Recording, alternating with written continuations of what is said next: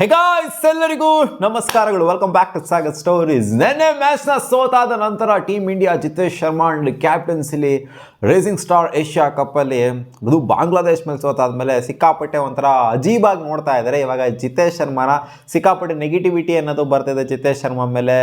ಏನು ಬಾಂಗ್ಲಾದೇಶ್ ಮೇಲೆ ಗೆಲ್ಲಕ್ಕಾಗಲಿಲ್ವಾ ನೀವು? ಆಫ್ಟರ್ ಆಲ್ ಬಾಂಗ್ಲಾದೇಶ್ ಮೇಲೆ ಗೆಲ್ಲಕ್ಕಾಗಲ್ವಾ?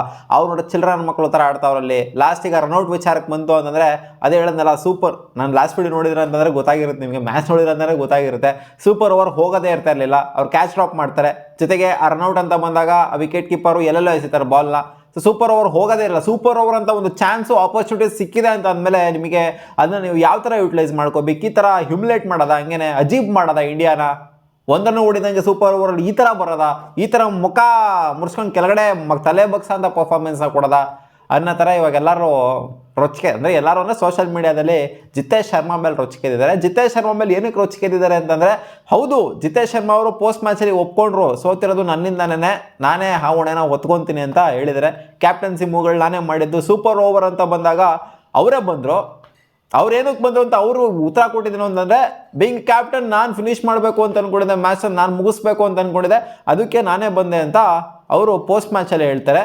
ಇಲ್ಲಿ ಏನಕ್ಕೆ ಜಗಳ ಆಗ್ತಿರೋದು ಅಂದರೆ, ಸೋಷಿಯಲ್ ಮೀಡಿಯಾದಲ್ಲಿ ಹತ್ಕೊಂಡು ಉರಿತಾ ಇರೋದು ಜಿತೇಶ್ ಶರ್ಮಾ ಮೇಲೆ ಅಂದರೆ ನೆಗೆಟಿವ್ ಕ್ಯಾಪ್ಟನ್ಸಿ, ನೆಟ್ ಕ್ಯಾಪ್ಟನ್ಸಿ ಮಾಡೋಕ್ಕೆ ಬರ್ತಾ ಇಲ್ಲ, ಸ್ವಾರ್ಥತೆ ಇದೆ ಇವರಿಗೆ, ಅದಕ್ಕೋಸ್ಕರ ಇವರೇ ಬ್ಯಾಟಿಂಗಿಗೆ ಬಂದಿದ್ದು. ಇನ್ನು ಬೆಟರ್ ಆಗಿರೋಂಥ ಪ್ಲೇಯರ್ಸ್ ಇದ್ದೂ ಕೂಡ ಓಪನಿಂಗ್ ಶಾಟಲ್ಲಿ ಸಖತ್ತಾಗಿ ಆಡಿರೋದು ಅಲ್ಲಿ ವೈಭವ್ ಸೂರ್ಯವಂಶಿ ಜೊತೆಗೆ ಪ್ರಿಯಾಂಶ್ ಆರ್ಯ ಇಬ್ಬರು ಸಖತ್ತಾಗಿ ಆಡಿದ್ರು. ನೆನ್ನೆ ವೈಭವ್ ಸೂರ್ಯವಂಶಿ ಆಲ್ಮೋಸ್ಟ್ ಎಷ್ಟು 260 ಸ್ಟ್ರೈಕ್ ರೇಟಲ್ಲಿ ಬ್ಯಾಟಿಂಗ್ ಆಡಿದ್ದು, ಸಾಕಾಗಿ ವಾಂಚಿದ್ರು ಹಾಕೊಂಡು. ಈ ಕಡೆಯಿಂದ ಪ್ರಿಯಾಂಶ್ ಆರ್ಯನು ಕೂಡ ಅವರು ಕೂಡ ಕ್ಲೋಸ್ ಟು 200 ಸ್ಟ್ರೈಕ್ ರೇಟಲ್ಲಿ ಬ್ಯಾಟಿಂಗ್ ಆಡಿದ್ದು. ಇಬ್ಬರು ಕೂಡ ಮಸ್ತಾಗಿ ಆಡಿದ್ರು. ನೆನ್ನೆ ಆಲ್ಮೋಸ್ಟ್ ಎಷ್ಟು 30+ ರನ್ಸ್ ಒಂದು 40+ ರನ್ಸ್ನ ಇಬ್ಬರು ಕೂಡ ಕಾಂಟ್ರಿಬ್ಯೂಟ್ ಮಾಡಿದ್ರು.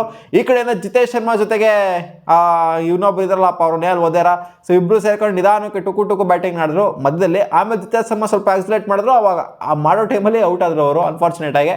ಅಂದರೂ ಆಪರ್ಚುನಿಟಿ ಅಂತೂ ಕ್ರಿಯೇಟ್ ಆಗಿ ಜಿತೇಶ್ ಶರ್ಮಾ 2 ಕ್ಯಾಚ್ನ ಬಿಟ್ಟರು ಬಾಂಗ್ಲಾದೇಶ್ ಅವರು. ಬಟ್ ಆದರೂ ಕೂಡ ಅವರು ಅದನ್ನು ಕನ್ವರ್ಟ್ ಮಾಡೋದಕ್ಕಾಗಲಿಲ್ಲ. ಸೊ ಸ್ಲೋ ಡೌನ್ ಮಾಡಿದ್ದು ಇಲ್ಲಿ ಇವರನ್ನೇ.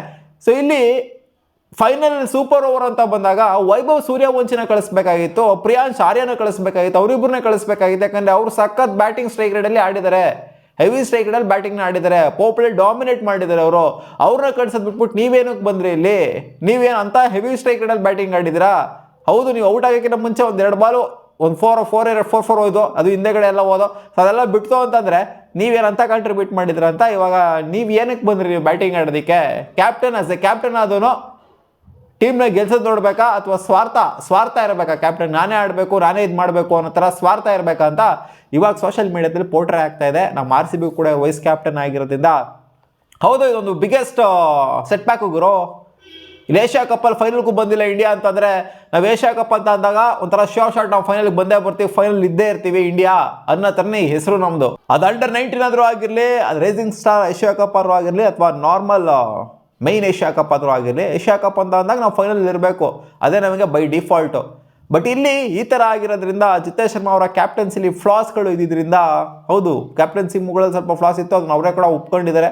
ಅಂದರೆ ಅವರೇ ಮುಗಿಸ್ಬೇಕು ಅಂತ ನಾನು ಮುಂದೆ ಬಂದೆ, ಅದು ತಪ್ಪಾಗಿರಬಹುದು, ಅದನ್ನು ನಾನೇ ಒಪ್ಕೊತೀನಿ. ನನ್ನ ಕ್ಯಾಪ್ಟನ್ಸಿ ಹೊಣೆ, ನನ್ನ ಟೀಮ್ ಹೊಣೆ, ನಾನೇ ಒತ್ಕೊತೀನಿ, ನನ್ನ ಕ್ಯಾಪ್ಟನ್ಸಿಲಿನ ಸೋತಿರುವಂಥದ್ದು ಅಂತ ಅವ್ರದನ್ನ ಹಾನೆಸ್ಟಾಗಿ ಒಪ್ಕೊಂಡಿದ್ದಾರೆ. ಬಟ್ ಈ ಕ್ಯಾಪ್ಟನ್ಸಿ ಫ್ಲಾಸ್ಗಳು ಆಗಬಾರ್ದು ಅಂತಲೇ ಕೇಳೋದಿಲ್ಲ. ಯಾಕೆಂದರೆ ಅವ್ರು ಮಸ್ತಾಗಿ ಸ್ಟ್ರೈಕ್ ರೇಟಲ್ಲಿ ಆಡ್ತಾ ಇರ್ಬೇಕಾದ್ರೆ ಇಬ್ಬರು ಬ್ಯಾಟರ್ಸ್ ಅವರು ಔಟ್ ಆಗಿದ್ದ ರೀತಿ ನೋಡ್ತಾರೆ, ಹೊಡೆಯೋಕೆ ಹೋಗ್ಬಿಟ್ಟು ಔಟ್ ಆಗಿದ್ದು. ಪ್ರಿಯಾಂಶ್ ಆರ್ಯ ಆಗಿರಲಿ, ಜೊತೆಗೆ ವೈಭವ್ ಸೂರ್ಯವಂಶಿ ಆಗಿರಲಿ, ಹೊಡೆಯೋಕೆ ಹೋಗ್ಬಿಟ್ಟು ಔಟ್ ಆಗಿದ್ದು. ಅಲ್ಲಿಂದ ಸ್ಟ್ರಗಲ್ ಮಾಡ್ಕೊಂಡೇನು ಔಟ್ ಆಗಿಲ್ಲ ಅಲ್ಲಿ, ಅಥವಾ ಬೋಲ್ಡೇನ್ ಆಗಿಲ್ಲ ಅಲ್ಲಿ.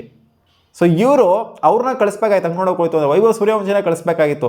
ಯಾಕೆ ಗುರು ಎಷ್ಟು ಬ್ಲಾಸ್ಟ್ ಕೊಟ್ಟಿದ್ದಾರೆ ಈ ಟೂರ್ನಮೆಂಟಲ್ಲಿ ವೈಭವ್ ಸೂರ್ಯವಂಶ. UML ಹಾಕೊಂಡು ಚಚ್ ಹಾಕ್ಬಿಟ್ಟಿದ್ರು. ಇವತ್ತು ಆ ಮ್ಯಾಚಲ್ಲೂ ಕೂಡ ಚಚ್ಚಿದ್ರು ಹಾಕೊಂಡು ಸರಿಯಾಗಿ ಬಾಂಗ್ಲಾದೇಶದವ್ರಿಗೆ. ಅವ್ರು ಸ್ಟಂಡ್ ಆಗಿಬಿಟ್ರು ಸೂರ್ಯವಂಶಿ ಬ್ಯಾಟಿಂಗ್ನ ಸ್ಟಾರ್ಟಿಂಗಲ್ಲಿ ನೋಡ್ಬಿಟ್ಟು. ಈ ಕಡೆಯಿಂದ ಪ್ರಿಯಾಂಶ್ ಆರ್ಯ ಏನು ಕಮ್ಮಿ ಆಡಿರಲಿಲ್ಲ. ಹೌದು, ಇಲ್ಲಿ ಈ ಕಡೆಯಿಂದ ರಮಣ್ದೀಪ್ ಸಿಂಗ್ ಕೂಡ ಬೆಟ್ರಾಗಿ ಆಡಿದ್ರೆ, ಬ್ಯಾಟಿಂಗ್ ಇಲ್ಲ ಅಂತಲ್ಲ, ಬಾಟಮಲ್ಲಿ ಬಂದ್ಬಿಟ್ಟು ಒಂದು ಸ್ವಲ್ಪ ಕಾಂಟ್ರಿಬ್ಯೂಟ್ ಮಾಡಿದರೆ. ಆಮೇಲೆ ಅಶುತೋಷ್ ಶರ್ಮಾ ಬಾಟಮಲ್ಲಿ ಬಂದ್ಬಿಟ್ಟು ಆ 6-4 ಹೊಡೆದಿದ್ರಿಂದನೇ, ಆ 4 ಬಿಡಿ ಕ್ಯಾಚ್ ಬಿಟ್ಟಿದ್ದು ಹೋಯ್ತದು. ಬಟ್ ಅದನ್ನು ಅದು ಬಂದಿದ್ರಿಂದನೇ ಸೂಪರ್ ಓವರ್ಗೆ ಹೋಗಿದ್ದು ಅರ್ಥ ಇದೆ. ಬಟ್ ಇಲ್ಲಿ ವೈಭವ್ ಸೂರ್ಯವಂಶಿ ಏನಕ್ಕೆ ಕಳಿಸ್ತಿಲ್ಲ ಅಂತಂದರೆ, ಜಿತೇಶ್ ಶರ್ಮಾ ನೀವೇನಕ್ಕೆ ಬಂದರೆ ವೈಭವ್ ಸೂರ್ಯವಂಶಿ, ಅಥವಾ ಜಿತೇಶ್ ಶರ್ಮಾ ವೈಭವ್ ಸೂರ್ಯವಂಶಿ ಬರಬೇಕಾಗಿತ್ತು. ರಮಣ್ದೀಪ್ ಸಿಂಗ್ನ ಸೆಲೆಕ್ಟಾಗಿ ಕೂರಿಸ್ಬಿಟ್ಟು ಅಥವಾ ಒಣ್ಣನಿಗೆ ಕಳಿಸ್ಬೇಕಾಗಿತ್ತು. ಈ ಥರ ಮಾಡಬೇಕಾಗಿತ್ತು. ವೈಭವ್ ಸೂರ್ಯವಂಶಿನ ಏನು ಚಿಕ್ಕ ಹುಡುಗ ಅಂತ ನೀವು ಅಂಡರ್ ಎಸ್ಟಿಮೇಟ್ ಮಾಡ್ತಾ ಇದ್ದೀರಾ? ನೋಡಿಲ್ವಾ ಪರ್ಫಾರ್ಮೆನ್ಸ್ನ ಹೆಂಗಿದೆ ಅಂತ? ಅವ್ರು ಕೊಡೋಂಥ ಟೈಮಿಂಗ್ ನೀವು ಕೊಡ್ತೀರಾ ಅನ್ನೋ ಥರ ಸೋಷಿಯಲ್ ಮೀಡಿಯಾದಲ್ಲಿ ಇವಾಗ ಪೋರ್ಟ್ರೇ ಆಗ್ತಿದೆ. ಸೊ ಇದೊಂದು ನೆಗೆಟಿವ್ ಸೆಟ್ ಬ್ಯಾಕ್ ಆಗಿರೋದ್ರಿಂದ ಖಂಡಿತ ಜಿತೇಶ್ ಶರ್ಮಾ ಅವರು ಒಪ್ಕೊಂಡಿದ್ದಾರೆ ಈ ತಪ್ಪು ಆಗಿದೆ ಅಂತ. ಕೆಲವೊಂದು ಟೈಮ್ ಈ ತಪ್ಪುಗಳೆಲ್ಲ ಆಗ್ತವೆ. ಇವಾಗ ಯಾವ ತರ ಪೋಟ್ರೆ ಆಗ್ತಿದೆ ಅಂತಂದ್ರೆ ಯಾರಿಂದನೂ ಕ್ಯಾಪ್ಟನ್ಸಿನ ಫ್ಲಾಗಳೇನೇ ಆಗಿಲ್ಲ, ಬರೀ ಜಿತೇಶ್ ಶರ್ಮಾಯಿಂದ ಮಾತ್ರ ಆಗಿದೆ ಅನ್ನೋ ಥರನೇ ಇವಾಗ ಪೋಟ್ರೆ ಆಗ್ತಾ ಇರೋವಂಥದ್ದು. ಹೌದು, ಈ ಮ್ಯಾಚ್ನ ಸೋತಿರೋದ್ರಿಂದ ಸೂಪರ್ ಓವರ್ ಈ ಥರ ಆಗಿದ್ರಿಂದ ಖಂಡಿತ ಇದು ಮ್ಯಾಟ್ರ್ ಆಗ್ತಾ ಇದೆ. ಮ್ಯಾಟ್ರ್ ಆಗಬಾರ್ದು ಅಂತಲ್ಲ, ಬಟ್ ಅದನ್ನೇ ಇಟ್ಕೊಂಡು ಸಾಧ್ಸಕ್ಕೆ ಹೋಗ್ಬಾರ್ದು. ಜಿತೇಶ್ ಶರ್ಮಾ ಹಂಗೆ ಮಾಡಿದ್ರು ಹಿಂಗೆ ಮಾಡಿದ್ರು, ಇಲ್ಲಿ RCB ವೈಸ್ ಕ್ಯಾಪ್ಟನ್ಸಿ ಕಿತ್ತಾಕಿ ಹಂಗೆ, ಹೌದು ಹಿಂಗೆ ಆಗ್ತಾ ಇದೆಲ್ಲ. ಏನಾದ್ರು ಹಿಂಗೆ ಆಗೋಗ್ಬಿಡ್ತು ಅಂದರೆ ನೋಡು, ಈ ಥರ ಫೈನಲ್ಗೆ ಬಂದಿಲ್ಲ ಇಂಡಿಯಾ, ಇಷ್ಟು ವರ್ಷ ಪರ್ಫಾರ್ಮೆನ್ಸ್ನ ಕೊಟ್ಬಿಡ್ತು ಬಾಂಗ್ಲಾದೇಶ್ ಅವ್ರ ಮೇಲೆ ಅಂತಂದಾಗ ಇವ್ರಿಗೆ ಇದೇ ಬರ್ತಾ ಇಲ್ಲ, ಇನ್ನು ಅಲ್ಲೇನೋ ವೈಸ್ ಕ್ಯಾಪ್ಟನ್ಸಿ ಬೇರೆಯವ್ರಿಗೆ ಕೊಡಿ ಅಂತ ಆ ಥರ ಎಲ್ಲ ಹೇಟರ್ಸ್ಗಳು ಮಾತಾಡ್ತಾರೆ. ಬಟ್ ಕ್ಯಾಪ್ಟನ್ಸಿ ಫ್ಲಾಗಳು ಅನ್ನೋದು ಏನು ಎಲ್ಲರೂ ಏನು ಸಾಬಾಸ್ತಾನ ಆಗಿರೋದಿಲ್ಲ, ಏನು ಎಲ್ಲ ಮ್ಯಾಚನ್ನು ಗೆಲ್ಲಬೇಕು ಅಂತಲೇ ಏನಿಲ್ಲ. ಸೊ ಇಟ್ಸ್ ಕ್ರಿಕೆಟ್, ಗೆಲುವು ಸೋಲು ಎಲ್ಲ ಇದ್ದೇ ಇರುತ್ತೆ ಗೇಮ್ ಅಂತ ಬಂದಾಗ. ಅವಾಗ ಈ ಥರ ಇನ್ಸಿಡೆಂಟ್ಗಳು ಆಗ್ತವೆ. ಕ್ಯಾಪ್ಟನ್ಸಿ ಫ್ಲಾಗಳು ಕೂಡ ಕೆಲವೊಂದು ಟೈಮ್ ಆಗ್ತವೆ. ಅದನ್ನು ಅವ್ರು ಅಕ್ಸೆಪ್ಟ್ ಮಾಡಿದ್ದಾರೆ. ಅವ್ರು ಅಕ್ಸೆಪ್ಟ್ ಮಾಡಿದ್ಮೇಲೆ ನಾವು ಅವ್ರ ಮೇಲೆ ಸಾಧಿಸೋದಿದೆಯಲ್ಲ, ಇವ್ರು ತಪ್ಪು, ಹಂಗೆ ಮಾಡಬೇಕಾಗಿತ್ತು ಹಿಂಗೆ ಮಾಡಬೇಕಾಗಿತ್ತು ಅಂತ ಅವರೇ ಅಕ್ಸೆಪ್ಟ್ ಮಾಡಿದರೆ ಸೋತಿದ್ದು ನನ್ನಿಂದನೇ ಅಂತ ಪೋಸ್ಟ್ ಮ್ಯಾಚಲ್ಲಿ. ಇಲ್ಲಿ ಸಾಧಿಸೋದಿದೆಯಲ್ಲ, ಹಂಗೆ ಆಗಬೇಕಿತ್ತು ಹಿಂಗಾಗಬೇಕಾಗಿತ್ತು, ಹೌದು ಹಂಗೆ ಆಗಬೇಕಾಗಿತ್ತು ಹಿಂಗೆ ಆಗಬೇಕಾಗಿತ್ತು, ಇವಾಗ ಆಗೋಗ್ಬಿಟ್ಟಿದೆಯಲ್ಲ, ಹಿಡ್ಕೊಂಡು ಸಾಧಿಸೋದೆಲ್ಲ ಏನೂ ಇಲ್ಲ. ಜಿತೇಶ್ ಶರ್ಮಾನ ಹಿಡ್ಕೊಂಡು ಅವರು ಹಂಗೆ ಆ ಪ್ಲೇಯರ್ ಹಿಂಗೆ ಅಂತ ಎಲ್ಲ ಬೈಕೊಂಡು ಸೋಷಿಯಲ್ ಮೀಡಿಯಾದಲ್ಲಿ ವೈಭವ್ ಸೂರ್ಯವಂಶಿನ ಅಂಡರ್ ಎಸ್ಟಿಮೇಟ್ ಮಾಡ್ತಾರೆ. ವೈಭವ್ ಸೂರ್ಯವಂಶಿನ ಇಲ್ಲಿ ಪಾರ್ಶಾಲಿಟಿ ಆಗಿದೆ, ಅವ್ರು ಚೆನ್ನಾಗಿ ಆಡೋದು ಕೂಡ ಆಡಿಸಿಲ್ಲ ಇಲ್ಲಿ ಅನ್ನೋಂಥದ್ದು. ಕೆಲವೊಂದು ಟೈಮ್ ಈ ಥರ ಆಗುತ್ತೆ ಕ್ರಿಕೆಟ್ ಅಂತ ಬಂದಾಗ, ಏನೂ ಮಾಡೋಕ್ಕಾಗಲ್ಲ. ಬಟ್ ಜಿತೇಶ್ ಶರ್ಮಾ ಕೂಡ ಇಲ್ಲಿಂದ ಆಚೆಗೆ ಹತ್ಕೊಂಡು ಹೋಗಬೇಕಾಗುತ್ತೆ. ಆ ಮ್ಯಾಚಲ್ಲಿ ಯಾರು ಸಖತ್ತಾಗಿ ಪರ್ಫಾರ್ಮ್ ಮಾಡಿರ್ತಾರೋ, ಬೆಟ್ರಾಗಿ ಪರ್ಫಾರ್ಮ್ ಮಾಡಿರ್ತಾರೋ, ಸೂಪರ್ ಓವರ್ಸ್ ಅಂತ ಬಂದಾಗ ಅವ್ರನ್ನ ಕಳಿಸ್ಬೇಕಾಗತ್ತೆ ಫ್ರಂಟಲ್ಲಿ, ಬೇರೆಯವ್ರು ಬರೋದಕ್ಕಿಂತ ಅವರೇ ಬರೋದಕ್ಕಿಂತನೂ ಕೂಡ. ಮತ್ತೆ ಸಿಗೋಣ ಮುಂದಿನ ವಿಡಿಯೋದಲ್ಲಿ.